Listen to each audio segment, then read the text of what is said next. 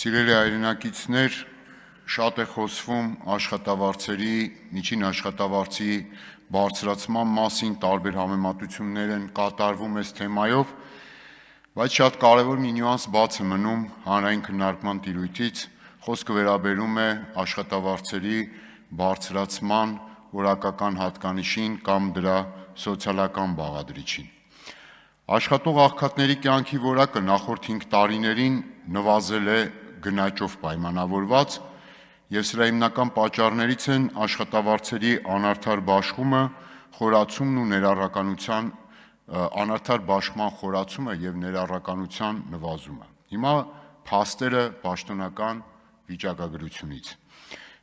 Միջին ամսական աշխատավարձը, այո, շեշտակի աճել է։ 2025 թվականին 21 թվականի համեմատ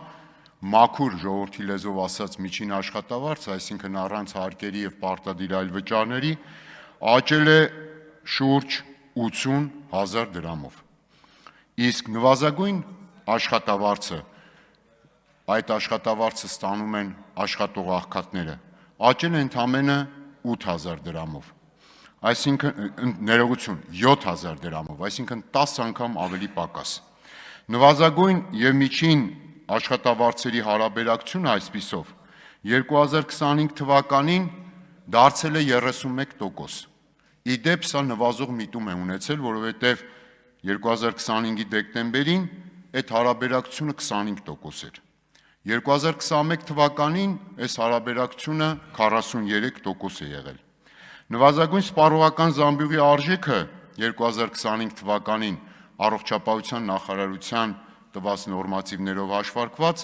շուրջ 80,000 դրամ, այսինքն 5,000 դրամով գերազանցում է նույնիսկ մեկ անձի նվազագույն սպառողական զամբյուղը 5,000 դրամով ավել է, քան նվազագույն ամսական աշխատավարձի չափը։ 2021 թվականին 66,500 էր զամբյուղի արժեքը, որը 1,500 դրամով ավել էր նվազագույն աշխատավարձից։ Վերանայված եվրոպական սոցիալական խարտիան Հայաստանի Հանրապետությունում ուժի մեջ է մտել 2024 թվականի մարտի 1-ից, ուղիղ 22 տարի առաջ, ըստ որի աշխատավարձերի արդար բաշխումն ապահովելու համար խարտիան վավերացրած երկիրը պարտավոր է, շեշտում եմ, պարտավոր է ապահովել, որ նվազագույն աշխատավարձը պակաս չլինի միջին աշխատավարձի 40%-ից։ Իսկ հիմա արդեն ասեցի, 25 թվականին այդ ցուցանիշը ընդամենը 31% է։